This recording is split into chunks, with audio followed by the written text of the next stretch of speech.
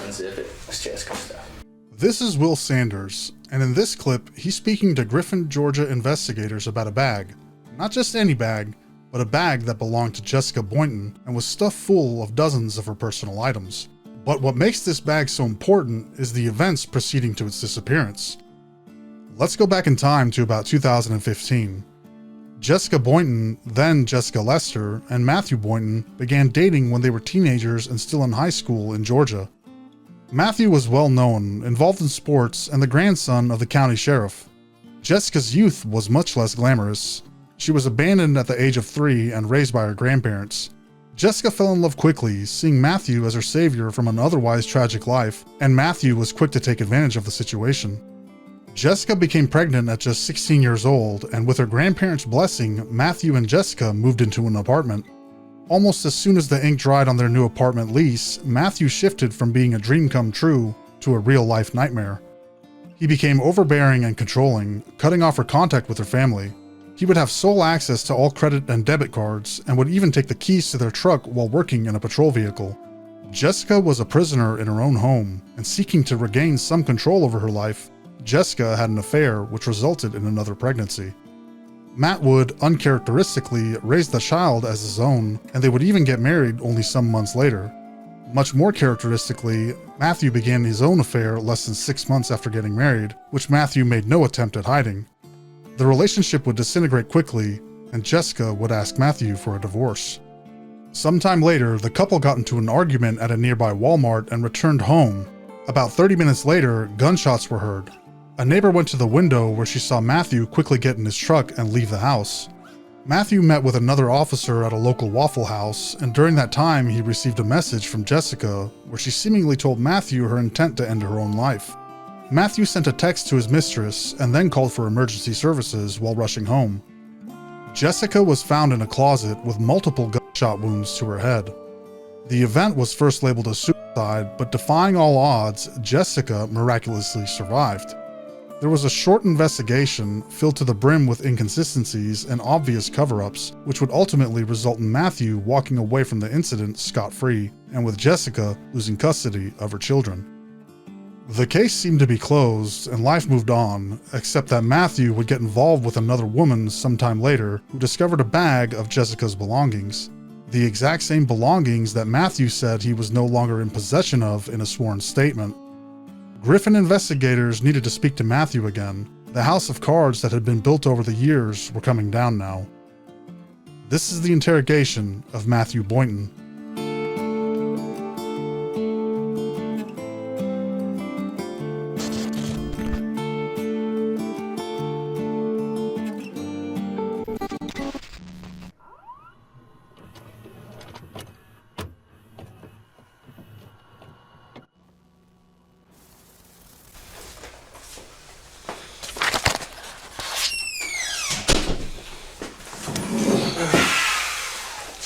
I'm just going to start off by letting you know that I am not conducting an internal investigation on you. Okay? So Garrity is not implied. Okay, I want you to understand that, all right? Okay. All right, Garrity does not apply to this incident, okay? Can you fully explain what that? I understand part of it, just... She's gonna read you Miranda. Okay. So I just want to let you know that I'm not conducting, I know I do IAs, but this is not an IA, this is in reference to a criminal investigation, okay? Okay.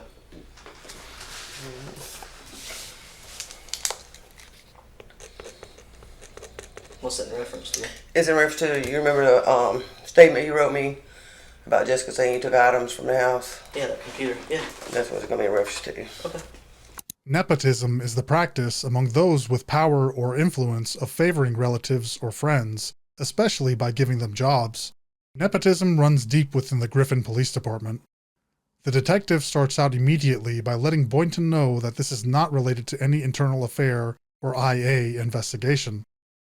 As we will see, Griffin police are fast to protect their own, and sometimes even at the cost of a thorough investigation. Remember, Boynton is the grandson of the sheriff. The ethics of this interrogation should be immediately called into question, but simultaneously should be of no surprise to any outsider. If you want to talk to us, just sign right there.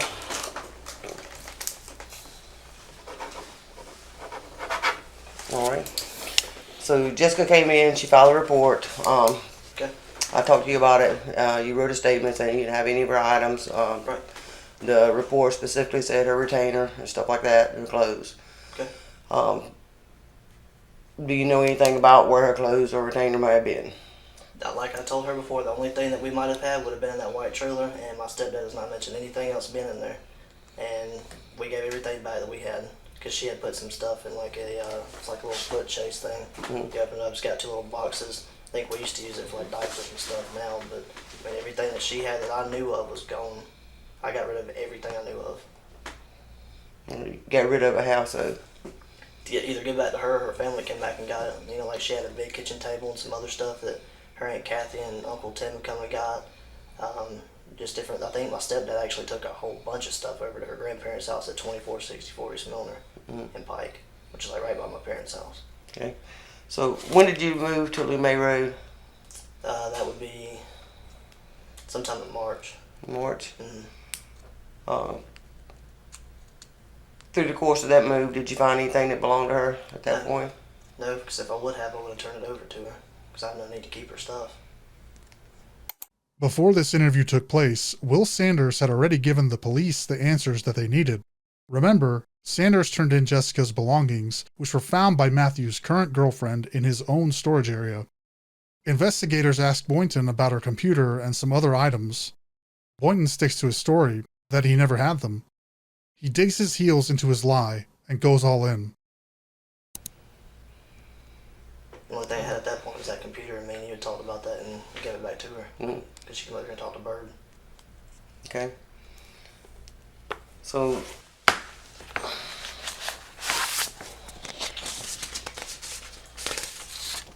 do you recognize that bag?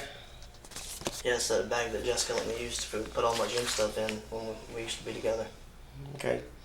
So when's the last time you saw that bag? It's been a long time. Like I said, when I used to work out at, there's 2 gyms in Thomaston. I don't remember the name of it.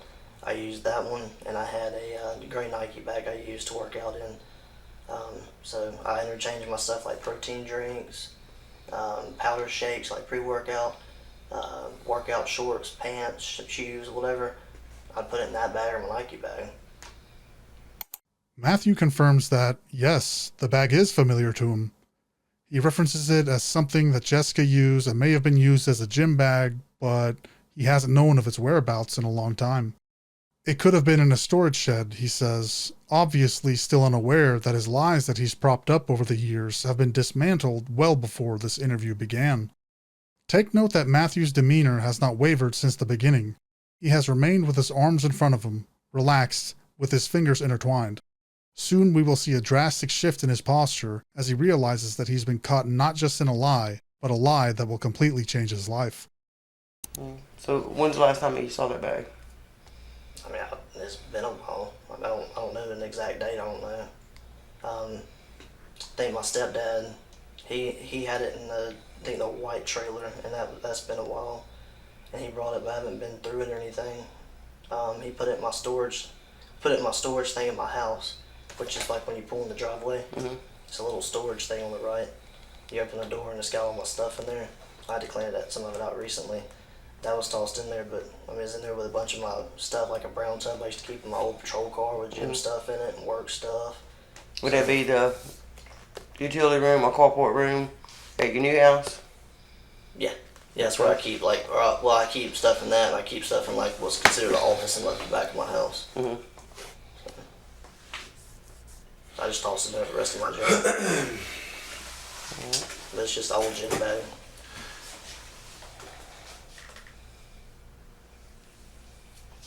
All right, Matthew.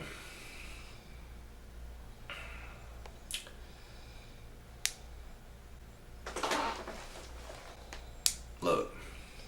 Let me see the phone. Let's see the phone.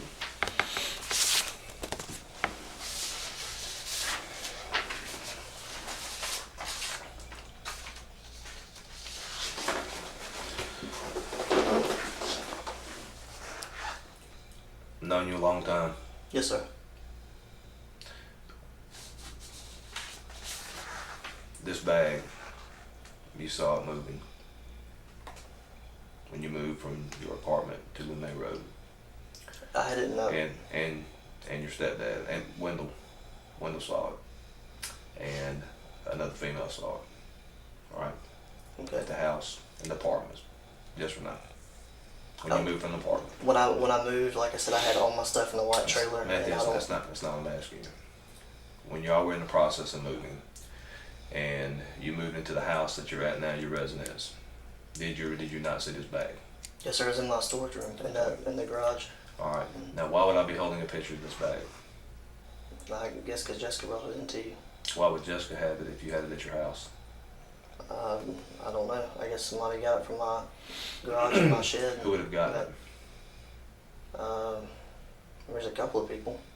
Okay. I don't know All right. exactly who. Detective Hayes is having a difficult time confronting Boynton about the facts at hand. He is reluctant to tell Boynton that he knows his story isn't true, but his obvious frustration with the matter gives Boynton a clue that his story isn't carrying the weight that he needs it to.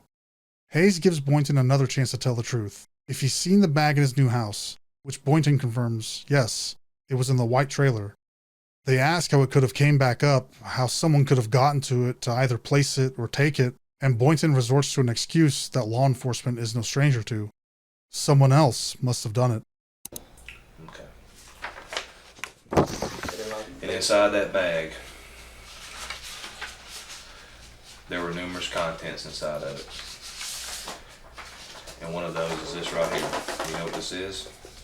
It's like Jessica's old retainer thing that she had them wear together. Right. The bag was completely filled with female clothes. And this is one photo of it. That's not yours. No, not. Right? No, sir. Okay. That's not yours. No, sir. Right? Yes, sir. Okay. Who did that belong to? This got Jessica's name on it, so it'd be Jessica's retainer thing. If it was in this right here, where would that have been at? I had all of her stuff in it.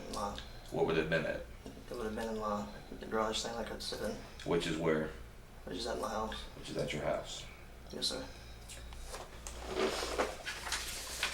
Did you buy that for Jessica? I don't recall. I don't think I did. Because she I had think her grandparents did. because she had retainers before she met you, right? Before y'all got married, right? I believe so. So that would make it whose property? Hers. Not yours, right? Right. Yes, sir. Whose bag is that? Jessica's. And the contents in the bag? And it's got all her stuff in it. So why would you not have brought that to us when you saw the bag at moving? Sarge, I promise I've not been through that bag. The last time I used that Matthew, bag I was for the didn't gym. ask you that, Matthew. Listen to me, buddy. I Whose bag is this? understand what you're saying. It's Jessica's. I should have brought it up here. You know, Makes all things, and I don't know anything about your other issue, but all the things involved in reference to this case, all the going around, the statement that you wrote, where's the statement at? The statement that you wrote. You said a statement. I didn't read it. I don't know what the statement said. What did it say? It's just very brief. I gave Jessica her property like I gave her a computer and everything. Right. Yes, sir. Whose is this bag? It's Jessica's.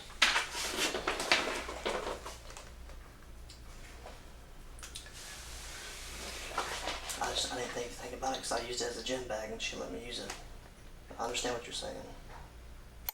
Detective Hayes points out that, per Matthew's own words, it was a bag that, as far as Matthew can recall, was relegated to gym duty. But if it was a gym bag that Matthew used, there was no way that the bag would be filled with Jessica's personal items and clothing. Boynton's demeanor shifts, from fingers intertwined in front of him, a stature of certainty and authority, to lowering his hands towards his legs. This is indicative of lowering his defenses, or more specifically in this case, his immediate defenses being overpowered. Boynton knows that he's in trouble. Big trouble. But is hoping something or someone can still keep this under wraps. Matthew, a police officer. Yes, sir.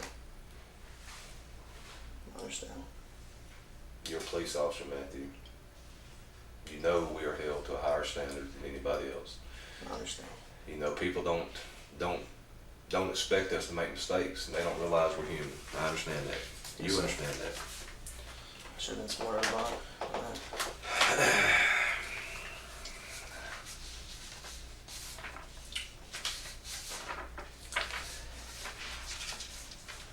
You work out a lot, don't you? You stay in shape. You're in good shape, right? Try to. You have 2 bags. Did you swap your stuff in between, right? Yeah, I don't have the other one anymore. So this would have been your only gym bag. So how would you not know the contents of the bag? If this was your gym bag, man. I have no excuse. Like you said, I should have thought about it and brought it up here. That's like having 2 cars. Yes, sir. If you use 2 cars and you get in the other one and it's out of gas, do you not know it's out of gas? You're right. Because you use 2 cars, right? Yes, sir. If you were using this, being slap full, when I say it was slap full, I mean it was, I want to say, just a guesstimate, probably 30 or 40 articles of clothing in it. You would have known. I mean, it almost looked like when whoever packed this bag had packed this bag to move. Yes, sir.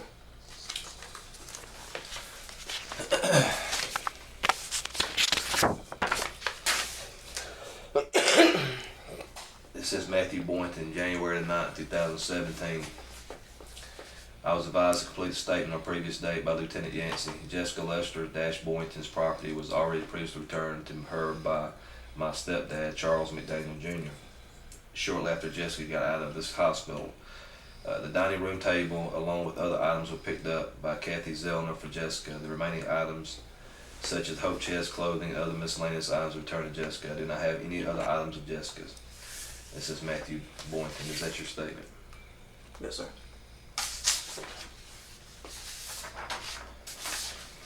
Is that Matthew? That's Jessica's bag. Jessica's retainer. You understand you didn't buy that. I understand. That does not make it community property. I understand. That makes it her property Yes, sir. that you're in possession of. Yes, sir. I understand.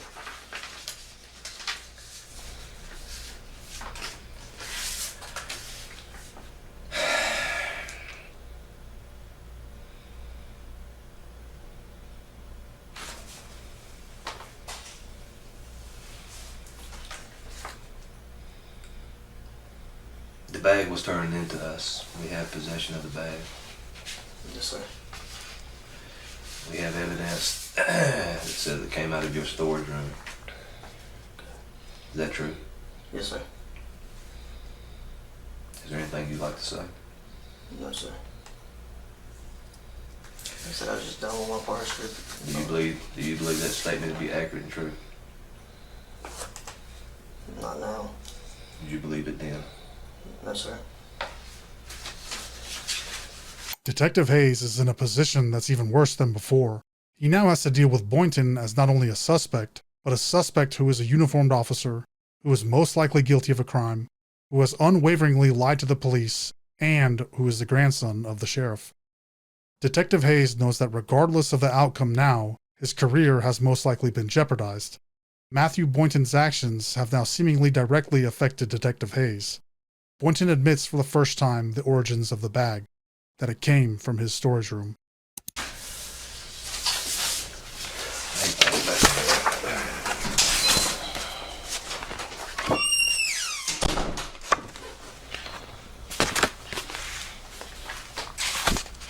You need water or something, Matthew? You sure? Yes, sir. I got some right here. Thank you. All right. I'll be right back.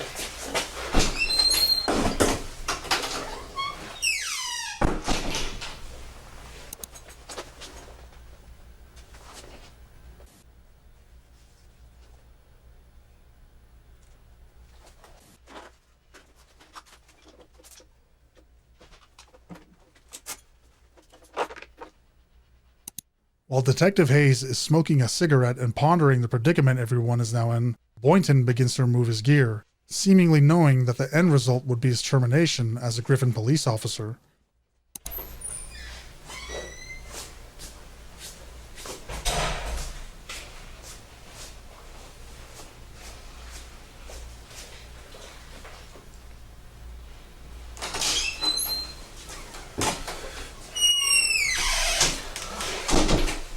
go smoke a cigarette. You're good. Matthew, man, I'm walking around outside. Why would you say you didn't have the damn bag when you had it? You know you can't give a sworn statement and lie on it. I know, Sarge. Why would you do that, Matthew? It was a bag, man. It wasn't. It's not like it was. Talk to me, man. I mean, help me understand. Sarge, I swear, I know it's hard to believe, but I didn't think about that bag. Otherwise, I wouldn't have wrote. I said, hold on, LT. I got something. Let me go get it. I swear, I wouldn't have done that because I've got 2 kids, 3 and 1. I wouldn't jeopardize that over a bag. I'm telling you, Sarge, if I would have thought about it then, I would have said something. But you knew you had the bag. Did you not know you had the bag? I'm sorry. My mind's right. I fucked up. I know I didn't. I should have turned it in, but not only because I'm a cop, because I should have, because it was Jessica. Even if she let me use it, It was the right thing to do, man. I'm clear. Yes, sir. Hayes returns confused and angry, with a whirlwind of thoughts and emotions. He demands to know why Boynton would lie about something so trivial like a bag. Why would Boynton make sworn statements about something so inconsequential in the grand scheme of things? Matthew tries to claim that it's all a misunderstanding. Of course it must be a misunderstanding, because why would he lie? He has children and another on the way. It would make no sense to lie. Later interviews with Boynton's girlfriend would reveal that she had pointed out the bag several times, and that Boynton thought the entire situation was nothing more than a joke, even going so far as to make light about the shooting.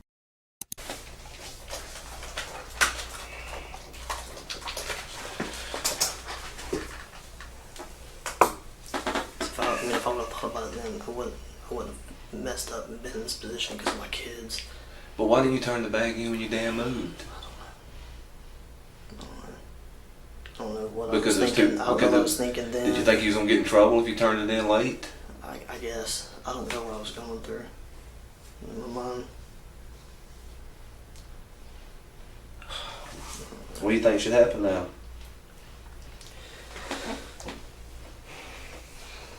I know that's probably going to happen. No, that's not what I asked you. So what do you think should happen? I just was my kids, man.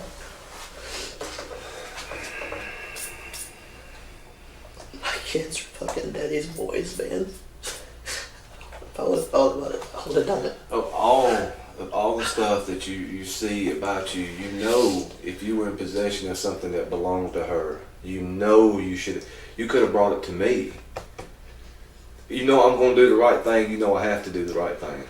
I would have took care of it. I would have gotten the bag back to her. But when you knew you had the bag and you didn't do anything about it, man, you put me in a situation where I don't have any other choice. I'm clear. I'm clear. In between sobs, Boynton removes the rest of his gear, placing it on the table. He says that he's been afraid every day of coming into work and having something come to light. He whimpers, saying that this is going to have an effect on his children. Hayes says something which is reminiscent of the nepotism that we've discussed, that if he would have came to him with the bag and the information, he could have made it all go away, or at least framed it in a way to where it would go away. If Boynton would have taken some responsibility and tried to close that chapter, maybe, just maybe, Hayes could have helped him with a way out. But he didn't, and now Hayes and the rest of the department has been forced into a corner. There's no excuse for it. Here. I know it's got that on there. I know. It's so hard, like, I love working here. I know you do. And I asked you, I was so scared to come to work every day. Why? Because every time I did, it was always 11:79 or 10:22 to 42 come up here. And it's always something. I don't know, maybe I thought if I brought it up here I was going to get fired and whatever, man. I don't know. I'm so young and stupid. But Matthew, you know doing the right thing regardless, it doesn't matter. If you do the right thing, you can live with yourself. 9 times out of 10, I do. I mean, that's the way I was raised. But you know that. You know that you have to do the right thing. And when you found, even if you found the bag, you should have said, hey LT, hey SAR, hey whoever, I got something, man. Stop for a minute and talk to me. I don't know what I was thinking then. I don't know if it's because I was scared. I mean, I told you, I come to work every day scared now. There's no excuse. I'm not trying to make one for myself.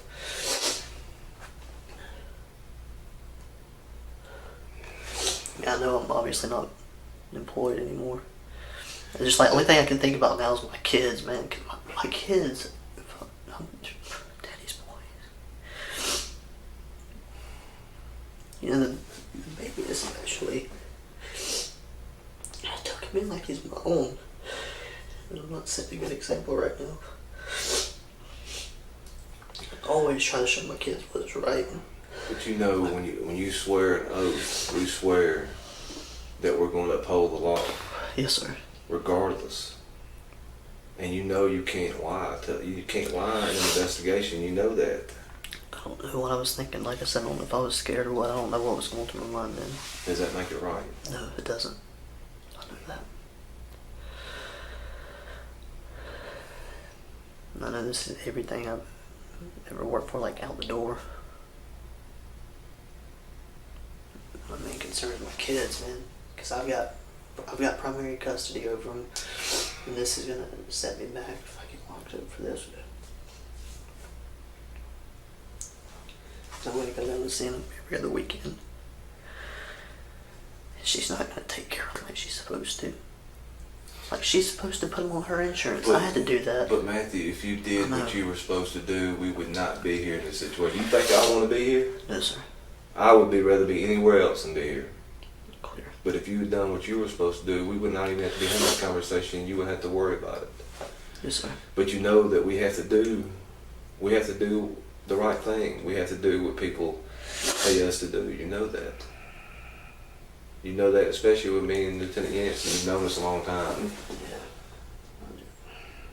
I don't want to let lose the primary custody of my kids. Like, I know, I mean, no matter where I go now, I'm not really going to get a good job now, but like, the main focus is my kids, man. Life is not over with.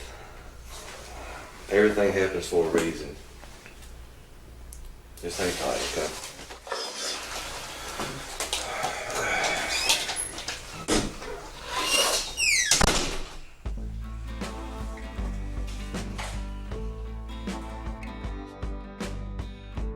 Even in Matthew's final moments as a Griffin police officer, he's given freedoms that no other suspect would. Handling his gear, checking his phone. Even though Boynton has accepted that his career with the department is effectively over, the preferential treatment he received and still receives is glaring. Matthew Boynton would walk free on the attempted murder of Jessica Boynton due to the mishandling of the case by the Griffin Police Department, and the seemingly trivial win over getting her belongings back and Matthew destroying his career would be all that Jessica would get. After Jessica's recovery, she lost custody of her children. Any evidence supporting the idea that she was a victim was either dismissed or not allowed to be heard. Nepotism, yet again, is the most likely reason behind the truly unjust outcome that Jessica faced. It is almost guaranteed that this was a result of the close ties between Matthew's grandfather, the county sheriff, and the presiding judge. Matthew would claim that he was afraid that Jessica would harm the children and herself, and even though a full psychological examination contradicted this, Jessica was only allowed to see her children for 4 hours a week under the supervision of an armed police officer. Following the aftermath of the events in this video, Matthew Boynton faced 2 felonies, making false statements and violating his oath of office. Shocking to almost nobody, Matthew would not be indicted on either of these charges and was hired in a nearby city just 4 months later. In the summer of 2018, their oldest son said that Matthew was hurting him, to which Jessica responded by informing Child Protective Services. After a year of investigating and examinations by child psychologists, it was advised that the boys have no further contact with their father, Matthew Boynton. As of the time of recording, Jessica still has sole custody of the children and continues to move on with her life, putting the past behind her as best as she can. Matthew will likely never go to trial for the attempted murder of Jessica and remains an armed police officer to this day.